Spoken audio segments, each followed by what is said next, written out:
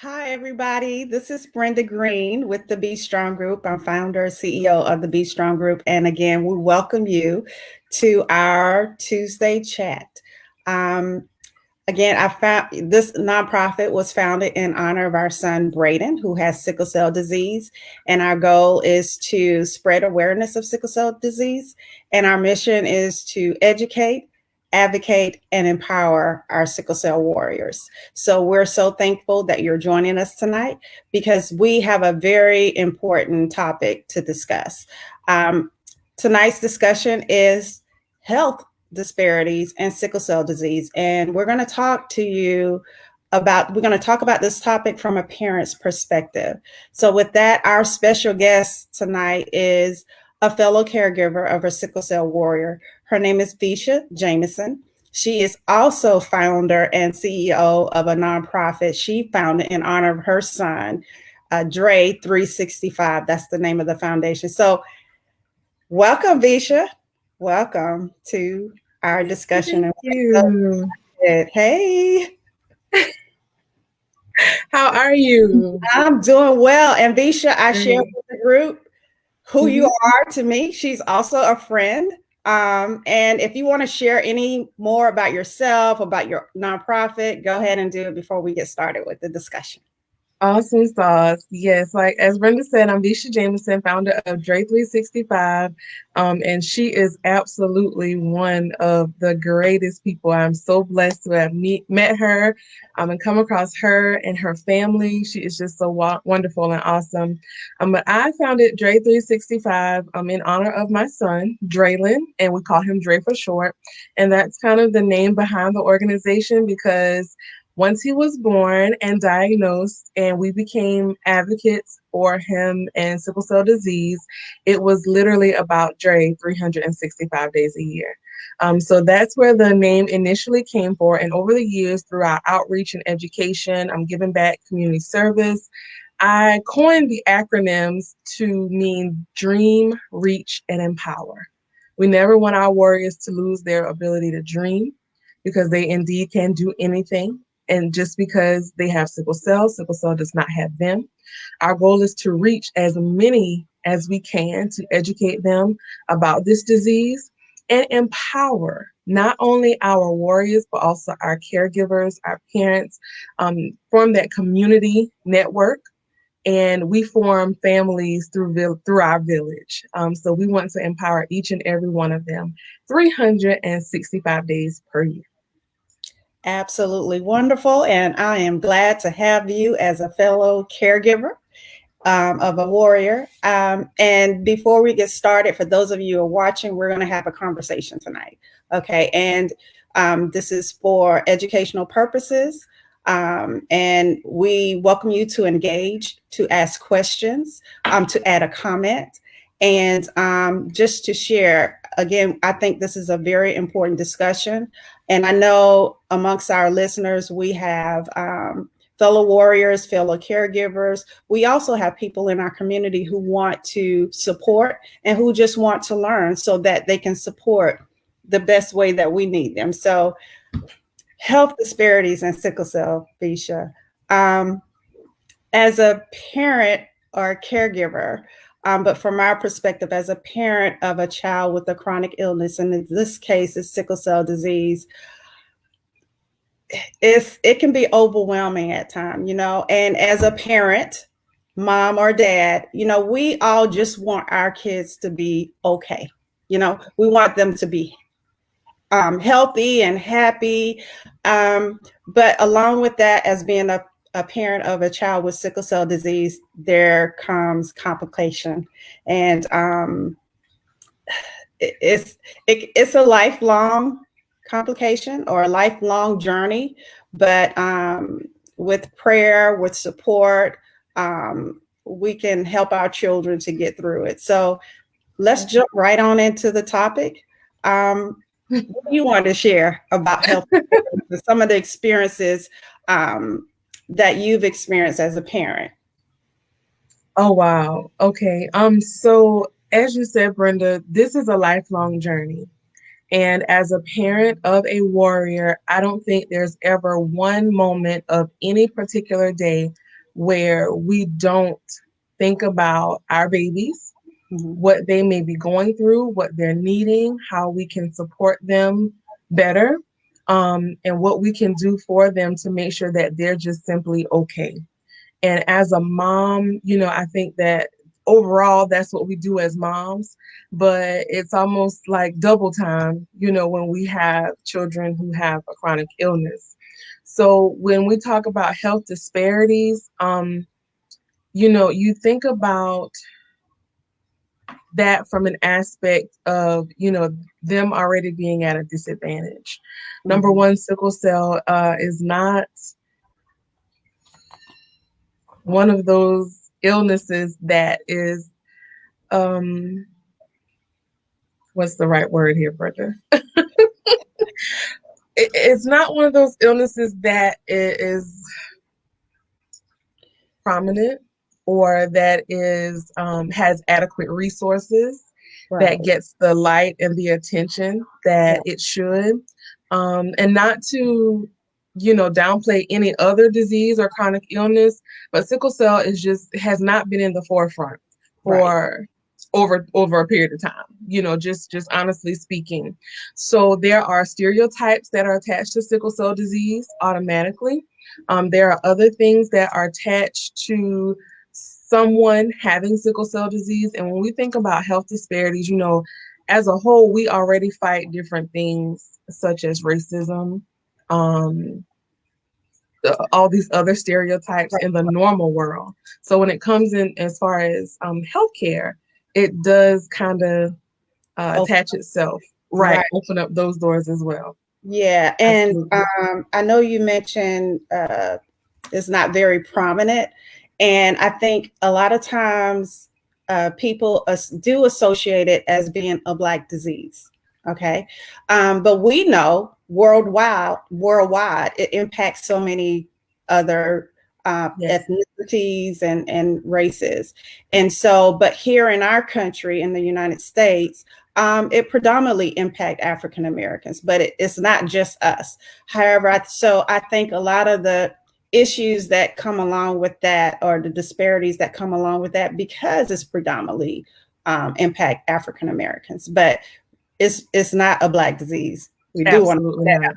Absolutely. I actually have done genetic counseling for newborn screenings, and we have counseled people from every race, culture.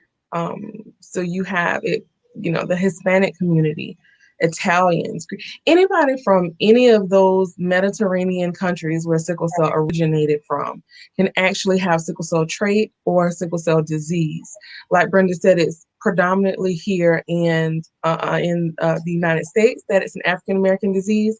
But when we think about worldwide, we have people who are just not Black that are, or if you have a Turkish background, if you have a Greek background, if you have an Italian background, this trait can actually come through a number of races. Yes, because it's hereditary. It's hereditary. You pass it on, so absolutely it doesn't dictate it. It's your genes. So there you go. There you go. But let's talk. You mentioned stigmas. One of the things that one of the complications that occur in a person with sickle cell disease is pain. And even to back that up, a lot of times, with sickle cell disease, the disease itself is not visible. You can look at like I'll take my son, you can look at Braden any given day and, you can say, oh, he's fine. He looks good. He looks fine to me. Because, you can't physically see the damage that is being done internally. A lot of the damage that's done is invisible. And so when that pain comes across, you have scenarios where, people may doubt how bad that pain is. So do you want to speak on that or share? Absolutely. You are, oh my God, you hit the nail on the head. Our children ultimately do not walk around every single day with a sign that says, I am in excruciating pain or I have sickle cell disease. There are many of us who have other things going on within our bodies, but because it's internal, obviously you cannot see that on the outside. And one thing about these warriors is they are so resilient. So they can literally be in pain and you wouldn't have any idea, unless you're the caregiver, Right. when your child is in pain. So with those stigmas, people often look at it, can be outsiders and they say, oh, well, he looks fine. I don't understand what the big deal is. He looks fine. He looks healthy. He's a handsome young man, in which he is, but he looks fine. So they may not take it as seriously. Even when you are going to the emergency room or at the doctor's office, they look at the child from the outside and say, well, he looks okay. He doesn't look like he's in level 8 pain. So these are all things that you fight against with the stigma of the pain.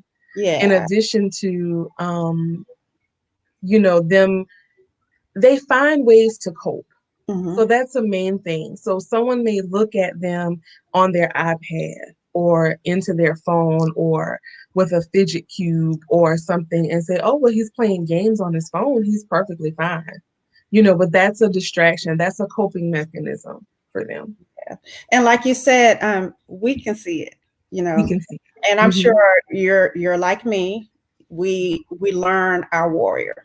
And Absolutely. so early on, it's really when we take them to get medical care or even, emergency medical care, we're their voice. Mm-hmm. So we have to make sure to communicate with the doctors what's going on. And sometimes even they may not believe what we're saying. So those are things we have to um, definitely be strong advocates and be our children's voice Mm-hmm. in the beginning, because we have to make sure, as a parent, period, as an advocate, we have to make sure that they are going to get the care that they can. So that can be an extra struggle, Mm-hmm. trying to fight against that stigma, trying to Absolutely. fight against, thinking you're just overreacting or making things up as a parent, and then concerned about your child because your child is not feeling well. And for example, you mentioned the coping mechanism. I know that my son can zone out Yeah. by playing a game on his phone or something like that, and that takes him away from the pain, but I can still see the pain in Yeah. his eyes or still see that there's something wrong. So Or the tenseness in their bodies, even to how they sit or stand, walk, or even talk. It, even though he may be involved in that game, you can still see that body language. And I think a lot of times with medical professionals, you mentioned sometimes they're like, oh, mom's just overreacting, or mom's just, she's a mom. I think that they look at us. And think that we're speaking from just simply an emotional standpoint because we don't have the MD behind our names. But my thing is, I have spoken with groups of medical professionals before, and I would tell them all day, I don't have an MD, I don't have a PhD, I don't even have an RN, but one thing that I do have that qualifies me is an MOM.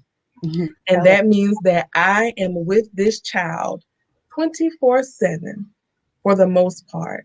And for you to look at them for a brief 3 to 5 minute assessment and determine that he's not in level 8 pain, that doesn't qualify you in that moment, if that makes sense. Because the reason why we're here is because the MOM on duty determined that it was time for second level care.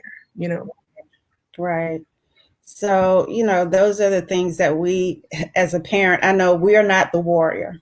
We don't feel their pain. I know I find comfort, well, not comfort, but, I like to talk to other warriors, older warriors, just to kind of understand so I can understand as best as I can what he's Mhm. going through, how he's feeling. So I can be able to communicate that as well. He's better now since he's older, but as a, baby, I had to be able to communicate that. So it's not just as simple as, oh, we can fix this boo-boo here, but Right. and I'm definitely not complaining because I do know that my son is a true blessing. And I'm in Absolutely. a position, I think God gave me, I'm his mom, so I could be able to handle and raise him the right way. But it's not always an easy journey. And as you know, it's almost like every day you wake up, you're thinking about, okay, what needs to be done, what medicine need to be taken, what can I do, what do I not. A lot of what we do, what we don't do is kind of dictated around, what's best for that child. So it's a lot to it being a parent of a child with a chronic illness. I tell And people, we've done more by noon a lot of times than most people have done all day. right, all right, Yes. let's talk about. And I know, and I have to mention, there have been a lot. Like Braden has been hospitalized, or we've been to the ED a lot of times. So we've had interaction with different people. I think we are fortunate because we do have an awesome hematologist for our babies Yes. that genuinely care for them, and when there are times for us to make complaint, we're kind of figuring out how to make sure we communicate, with her or with the hospital to make sure we get things right. Okay. But let's talk about some current events that impacts our children and kind of impact how we care for them or get the care. Like, for example, the opioid crisis that's Ooh. happening right now. So that has impacted some care, because even just how that's handled overall, and it directly, I mean, a lot of times when they have those acute pain, a part of it's important to treat that pain, and a lot of times, opioids are what can treat that pain, but the stigmas associated even with that, it's almost like the sins of others may be on our child's head, because people know or feel that opioids are addictive and is abused by some people, and may automatically think, okay, if your child takes it, they're going to become addicted to it. Those are things we have to battle too as a parent, wanting your child to get that relief from that pain, but also trying to walk that fine line to make sure to fight those stigmas associated with, Right. you know. So I don't know if you want to. As a mom, the hardest part is seeing your child in such excruciating pain. I've asked Dre to describe, what the pain feels like. And he would say, it just feels like somebody is constantly punching me, like as hard as they can, in certain areas, wherever he's having pain at the moment, which his back, his legs, or whatever. Um, Sometimes he'll say like it's like somebody's grabbing and twisting, like somebody who has the biggest, strongest muscles is just grabbing my leg and like twisting it, like it's just such an excruciating pain. So we don't want to see them suffer in pain. And this is a pain that not necessarily a Tylenol or a little Motrin or 10 mLs of Motrin can fix when it's that acute pain. So a lot of times they have to have things that are stronger, morphine, Toradol, um, oxycodone, hydrocodone, Dilaudid, all of these other heavier narcotics that have such a stigma around them because of this opioid crisis. So you look at that picture as a whole and you say, I don't want my child to suffer. So we need to get some of these meds in, to at least take that edge off. so that maybe we can, kind of step down to maybe a Motrin or, a Tylenol at the allotted times. But there's always that fear because we know what those kinds of meds have done and can do. Like you said, it's almost like the sins of others are upon your child.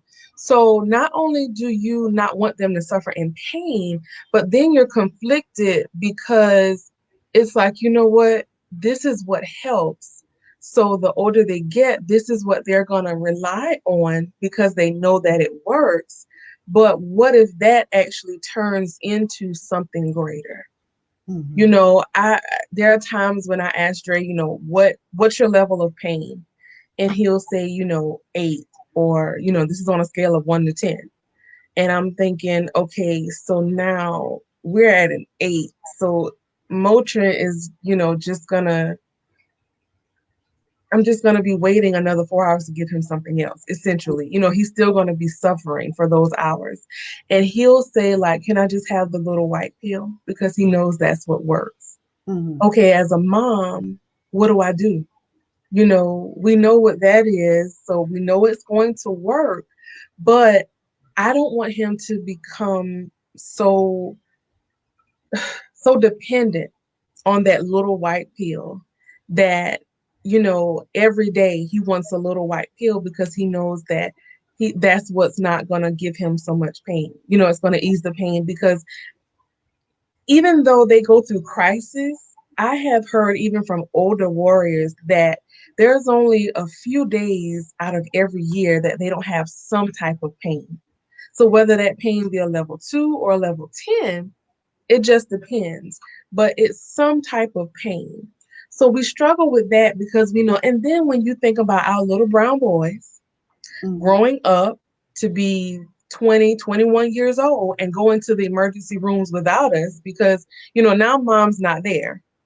Right. Mom, they may be off at college or they may be, supposedly out of town for the weekend or anything where mom is not there and able to go to that emergency room with them. You wonder, okay, is my child going to be turned away because he's going to be labeled as a drug seeker? Right. If he speaks up at that point and says, okay, well, the morphine isn't going to work. I had that at home. I might need some oxy or I might need Dilaudid. And they can literally tell you how much they need because they know what works. Right. What does that do for that doctor to look at him?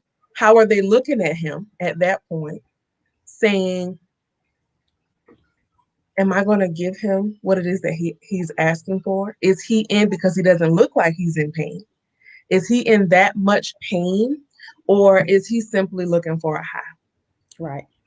And see, and those are things that, we have to, now that they're dependents, we have to look at and prepare them for as well. And then us being founders of nonprofits, I know that's one of the goals is to be able to spread awareness. And a part of that awareness is to be partnership with other organizations into the education piece. And it's Mm-hmm. not just educating ourselves, educating our warriors, educating our community, but our community and our team consists of physicians. Right. So it's also an education piece for doctors, nurses, who specifically for sickle cell to understand that number one, each person is different. So Mm-hmm. that's another part, from the parent perspective Mm-hmm. that we're looking at the same time. And that's part of our journey or part of our mission on this nonprofit is to help communicate that information. So, not only it can get better for our children, but for the other warriors Those who as well, follow. those Mm-hmm. following them. So, Even on the education piece, Brenda, you know, I have, and I wouldn't say surveyed, but every time I have the honor of being in a group of doctors, nurses, in one of those educational forums or those settings, I always am curious to know what is the extent of education that they have individually. Because in med school, you know, and in nursing school, I've heard things such as, well, the piece on sickle cell is maybe like a paragraph or maybe like a page, or, you know, a lot of them aren't highly educated on sickle cell disease unless they go into a specialty, or like when you go into the like PhD programs and you're looking more into the genetics and things of that nature. Or like I said, unless they're in that specialty on the hematology side. But I'm always curious to know, and a lot of what we see as far as the disparities coming from the medical perspective is not all, and I have to say this, related to, you know, a certain notion or putting an ism on it, you know, but more so of their knowledge of sickle cell disease. Because that's not something that you just treat, like you said, you know, like they fall off their bikes or something like that. That's not just like a headache pain or a migraine, or, you know, that's not something that's treated just generally, you know. And sometimes having that, when you go into the ER and a nurse asks you, well, how long has he had sickle cell? Excuse me? May I have someone else, please? Because, you know, not to discredit, you know, the education, but at the same time, these are real life things. Like, these are questions that we've been asked before. How long has he had it? You know, all of his life, you know, almost 11 years now, you know. And they'll ask things, and it's just providing the other piece as well, that educational piece, and also educating us as parents and caregivers on things coming from the medical standpoint. Like before, we had this session where it talked about the bedside manner of doctors, you know, the body language, how doctors respond. In the symposiums where they talk about, you know, how you should be triaged when you go into the hospital for a sickle cell crisis, what the protocol is, and how they are following a certain protocol. Because sometimes us as parents, we do, you know, act on emotion, and we want to know, why are we not being admitted, or why are we, you know, but they have a checklist or some sort of protocol that they're following, but it's kind of the swapping of information, if that makes sense. Yeah. And knowing that, okay, if my son is in a sickle cell crisis, that's a basal occlusion, you know, like they would put that kind of up there where if someone was having a heart attack, because essentially the same thing is happening. Right. You know, so that education is so important, not just knowing exactly what it is, but learning the aspects surrounded by the disease itself. Right. And the education piece actually, I don't know if you see the question, how is your Mm-hmm. program fighting the stigma of you don't look sick? And the education plays into that as well. What is sickle cell Mm-hmm. disease? You Mm-hmm. want to answer that question Exactly. so people can know why they are Sure. always sick? Mm-hmm. And I'll to answer the question, how are we fighting the stigma? Like, we're sitting here right now, things as small as that, talking about it, sharing, working with the partner organizations, the doctors, the hospitals, for us as parents and advocates to be able to come in and educate the doctors and the nurses. The meetings that we have with the ER directors, or the head of nursing, the chief of hospital staff, these types of things. We have these programs where we meet with the Midlands, not Midlands, I'm sorry, the nurses associations. Sharing the information and spreading the education is one way that we fight the stigma of you don't look sick. Because, and let me say this too, because guess what? In the moment, in the ER, when someone says that to you, that response, the fighting the stigma in that moment, is going to look very combative. Mm-hmm. It's going to look like we're operating from an emotional standpoint. So the work has actually got to be done outside before we even get to that moment.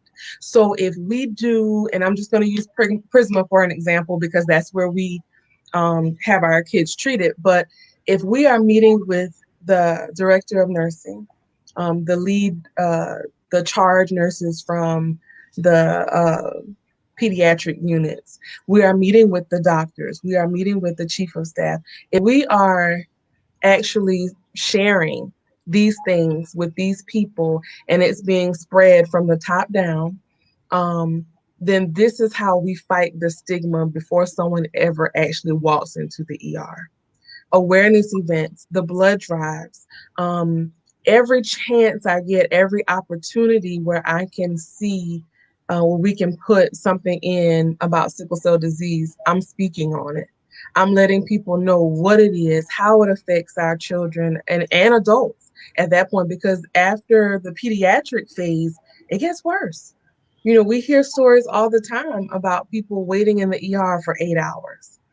So this is where the fight starts. The fight starts right here, right now, doing live streams like this, Right. doing support groups, doing those meetings behind the scenes, showing up and advocating for not just our babies, but the others who have sickle cell disease as well. And you asked about what is it? What is sickle cell? If I can just kind of give something brief, and I'm very um, uh, visual. So if I would say, okay, so sickle cell is a disease, disorder of red blood cells.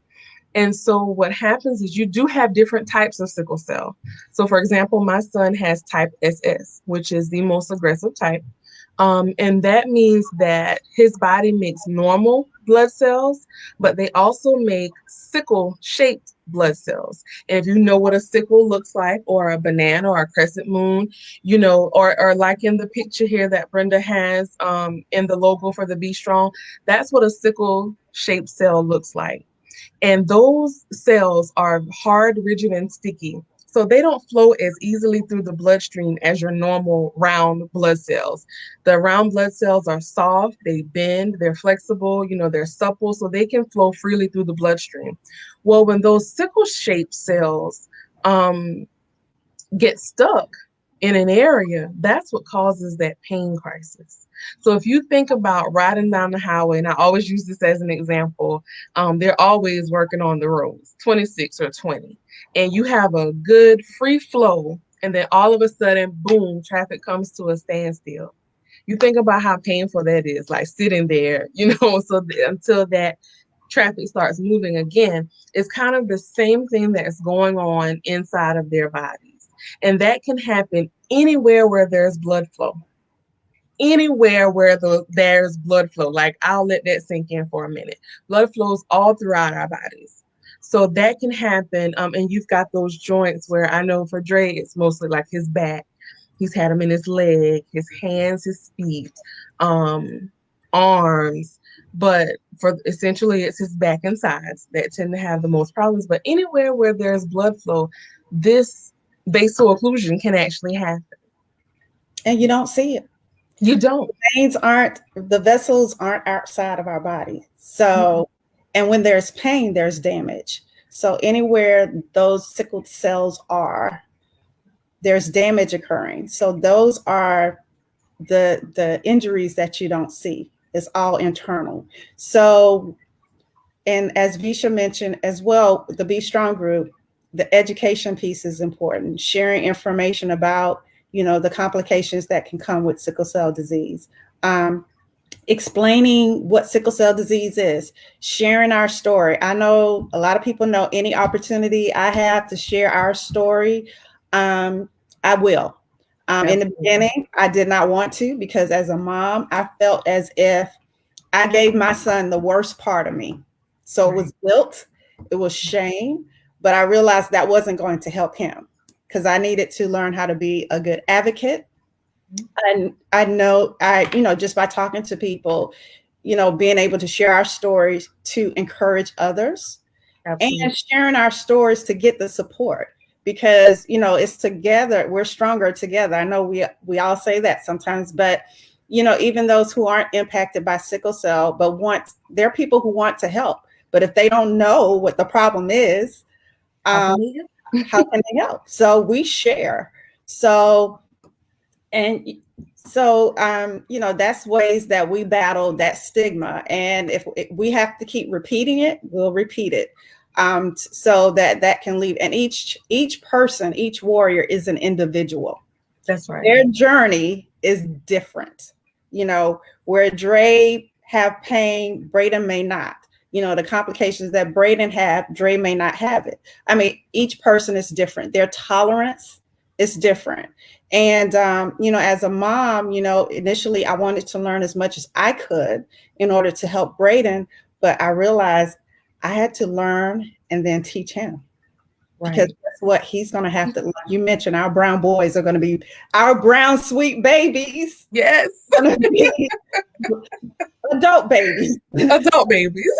They're going to grow up. They'll always be our babies, but they're going to have to advocate for themselves. They're going to have to know their conditions, know their body, be able to communicate appropriately and effectively to whether it's their friends, whether it's their teachers, college teachers, whether it's the physician, to be able to communicate in a manner to where they can get their point across and be heard. So it's a huge task. It's a huge task taking that on. And, think about the moments we have to transition on and we won't be there. I say that to Braden a lot. I say, mama's not going to always be here. So this is something you have to learn for yourself.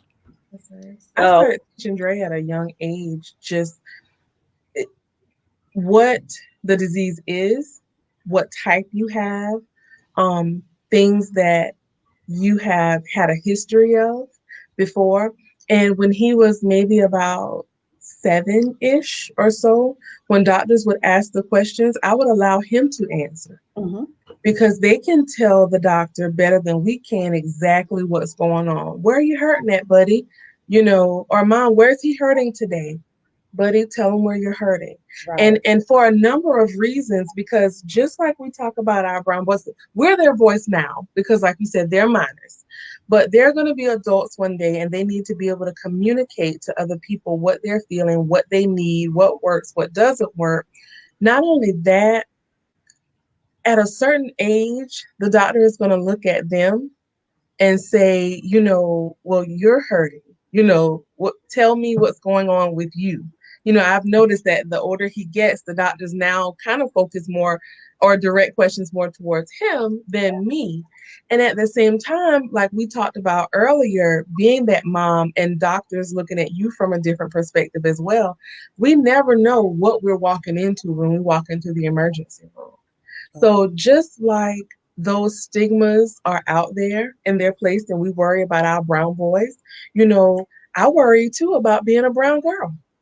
Mm-hmm. It's in the charts, I'm the young single mom, named Vesha, so you have all these stigmas that are surrounded, and let's just call a spade a spade.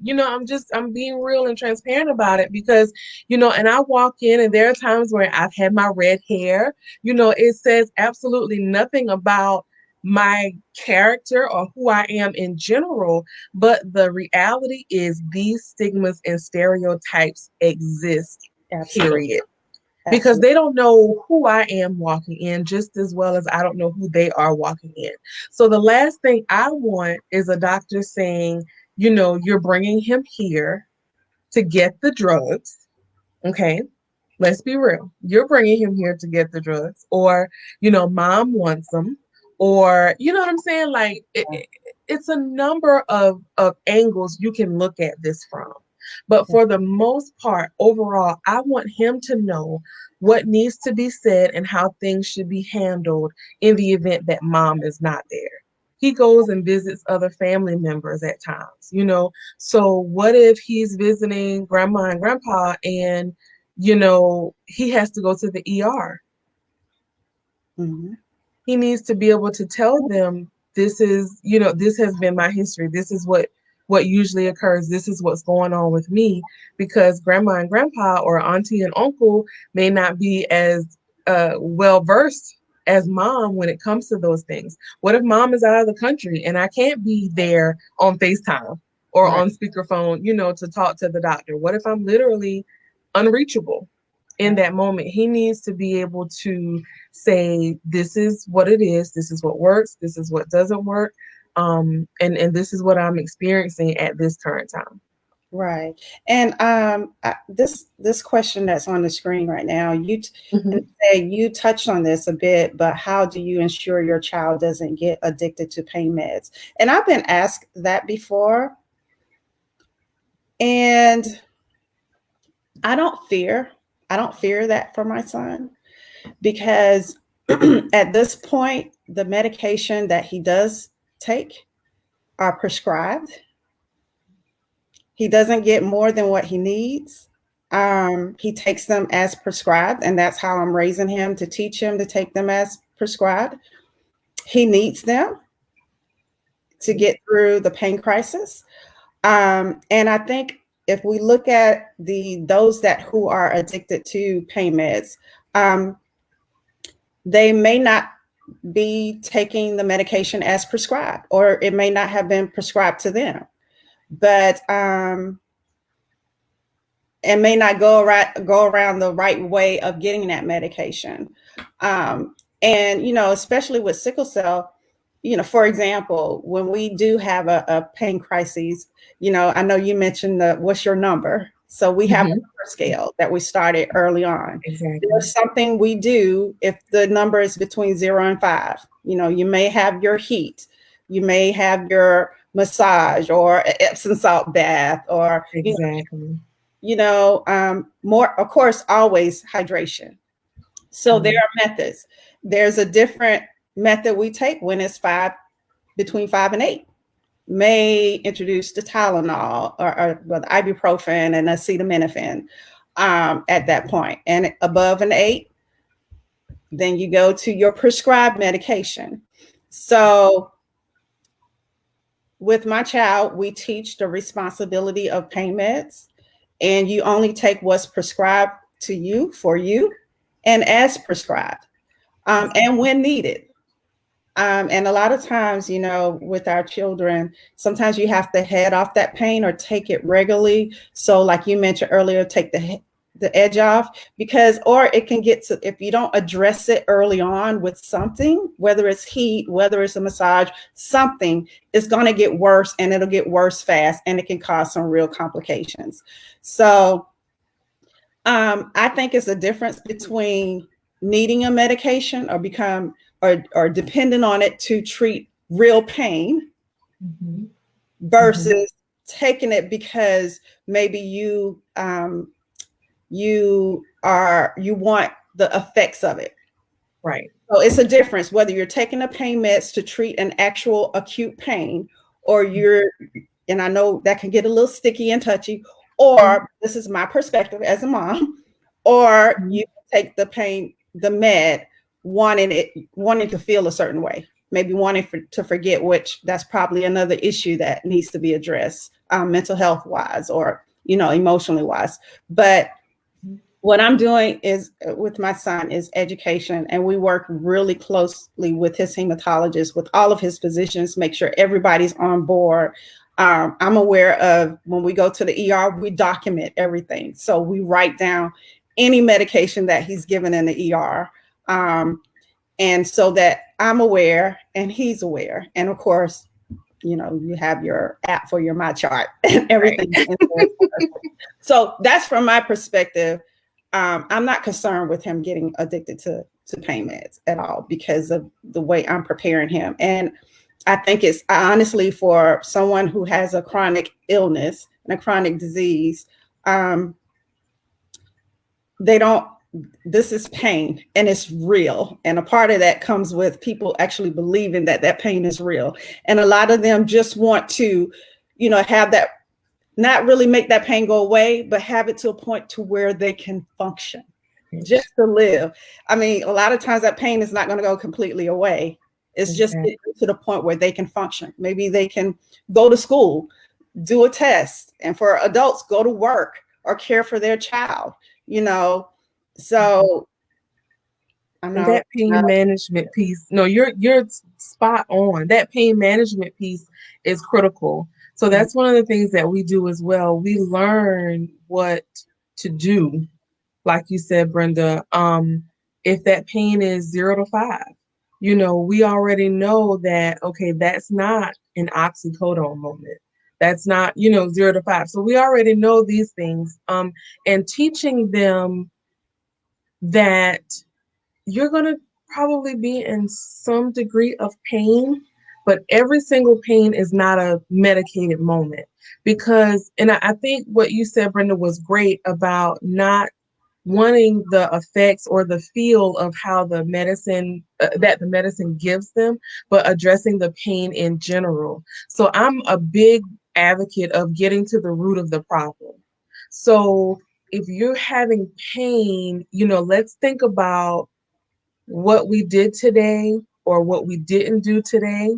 So, okay, did you drink your water today like you were supposed to? So let's push the fluids. You know what I'm saying? Because think about it, when you go to the ER, they're going to give you that first round of pain meds, but they're also going to give you a bag of fluids. So it's like you do these things to combat the pain. So let's push these fluids. Okay, we might have to do a hot bath. We may need to do a heating pad. We may need to do all of these things. Okay, let's look at even beforehand, like you said, combating it. If we're out and we know it's hot, okay, we're packing extra water. We know that we're only going to be doing this particular exercise for X amount of time because we got to take a break.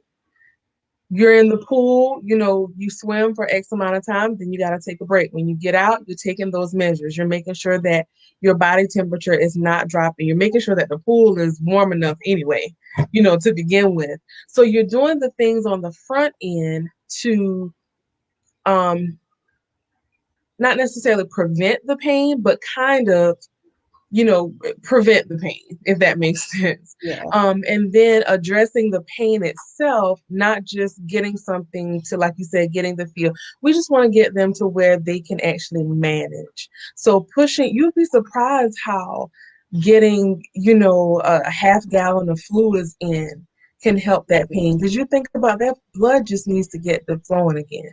How that warm bath or that massage treatment may actually help with the pain. And help ease it. So we want to address the problem itself and not just medicate.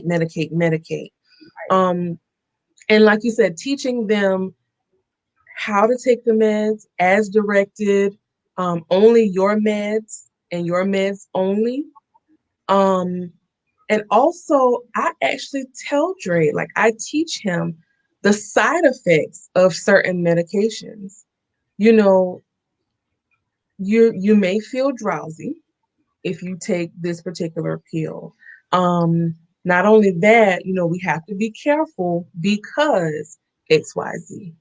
And sometimes people feel like, oh, that may be a little heavy, that may be a little much for a child. But at the end of the day, my thing is transparency is everything. That's almost like you not having the birds and the bees talk, and then you're upset when your child comes home with a birdie. You know what I mean? So Right. let's go ahead and put it out there. Let's go ahead and educate, just like we want to educate the doctors and the nurses. Let's educate the child as well, because ultimately these are all going to be things that they're facing. And the last thing I want my child to do is come home one day and say, Mom, you never told me XYZ. Because if you don't teach them and they don't learn it from you, believe it or not, somebody's going to know. Absolutely. Somebody's going to tell them. Absolutely. And Visha, we could probably have, for this discussion, we could probably have a part 2, part 3, part 4, and part 5. There's more to this conversation or our perspective as a parent to sickle cell than pain. I mean, it's a huge piece of it. And I know with Braden has hemoglobin SC disease. So he that's another way to have sickle cell disease. He acquired the trait from his dad, and I have an abnormal hemoglobin C. So early on, we didn't have, the only pain that he endured was as a result of having a respiratory infection. And he did frequent the hospital a lot for pneumonia, RSV, and he's had acute chest before. So, but there's other topics we can discuss in future conversation when it comes to the mental health piece of it, and not just mental health for our warriors, but for us as caregivers, because it's a lot. And how we started, how I said, we just, when you have a baby and that baby is born, you just want it to be okay. So to throw sickle cell in the picture, it adds an extra layer, because there's a lot that you have to deal with as a parent, and you don't want to see your child in pain. You don't want to see your child sad for missing out on activities or events because of them feeling bad. You don't want them to be impacted in school because, whether it's how they perform in class, because as you mentioned, Vesha, anywhere the blood flows and it sickles, it can cause damage. So blood flows through your brain as well, right? So that can impact, their learning capabilities or processing information. So it can have a huge impact. So there's so many areas in our lives that that's health disparity can play in. It's an expensive illness, because for the most part, until there's a universal cure, our babies they're going to need help. And, they're going to have ER visits, and they're going to have monthly, for some, monthly hematologist visits, or, more frequent pediatric visits. So it becomes expensive, and that's a burden as well on parents, on a lot of parents. And the fact that when there is a hospitalization, especially, early on for the infection, right, be a 5-day stay. Some parents don't have the joy of being at that bedside with their sweet baby for 5 straight days and missing work. Some parents don't have that ability. So, you're facing that. I have to go to work and leave my child here unattended if there's not a parent there, because I can't get off my job. Or I may lose my job because I've been off 5 days straight. So it's so much that comes to, being a parent of a child, with a chronic illness, and in our case is a child with sickle cell disease. So it's so many conversations that we can have that, but we wanted to touch on a couple of topics to share with our followers. So if you're listening live, thank you. If you're listening on replay, thank you. If you have a comment, if you want to be a part of our part 2 conversation, comment and let me know, so we can add you on and we can have more caregivers discussing health disparities, because all we want to do is we want to spread awareness. We want to share, and we want to add this, right, Vesha, that our babies, and I know a lot of other mamas and daddies and their babies who are warriors are amazing children. Are so amazing. They're so resilient. Oh my God, they don't hold grudges. They don't say, my back was hurting yesterday, so I'm still mad today. No, once they're better, they move on. It may be us that's holding, having little, but so they're amazing children. They do a lot of things despite their illness, and you can only just be amazed and inspired by that. So I want to add that this is not a woe is me journey. No, not at all. Right. We want to share some of the real with everybody, and know that if you know a sickle cell warrior, you know an amazing person. Absolutely. So Vesha, you in any parting words you want to say until we come for part 2? For part 2. This was so wonderful. And like you said, there are so many things that are surrounded about being a caregiver and a mom of a child with sickle cell disease. And I think that you hit it on the head. This is not a woe is me party. This is just letting you all see a little bit into our lives. It's kind of like a little peek into the lives of someone who has sickle cell disease and someone who's actually caring for them. And I just have to say that our children are special. They are amazing. And even some of the things that they go through every single day, us as adults would not be able to manage or take it basically. And Absolutely. they just continue to push. As Dre said, they get in beast mode and they knock it out. They never give up. They're so resilient. And I know there are days when I have a migraine and I'm like, oh, cancel the day. But then you look at your baby and you say, you know what? No, I got to get up. I got to keep pushing. This is not an excuse. I got to keep going. So we are so thankful that you chose to tune in. Like Brenda said, if it's the live or if it's the replay, I hope something here has been said that gives you a little bit more insight on the disease itself and what it's like living with it. And we hope that you will tune in for part 2. Yes. And Vesha, share Yes. how can people find out more about your nonprofit and what you're doing? Facebook and Instagram, Dre365. You can follow us there. There's also a Facebook group called SC Sickle Cell Warriors and Caregivers Unite. Right. It started out initially for those of us here in South Carolina, but if you are a caregiver or warrior, you can join the group there. It's kind of just a little network. Dre365sc.com and Dre365sc@gmail.com is my email. They can find me on Facebook, Vesha Jamison. If you have direct questions, feel free to inbox me. I am always open. I am always talking about sickle cell disease any way I can. And you too are an amazing mama. I appreciate you are too.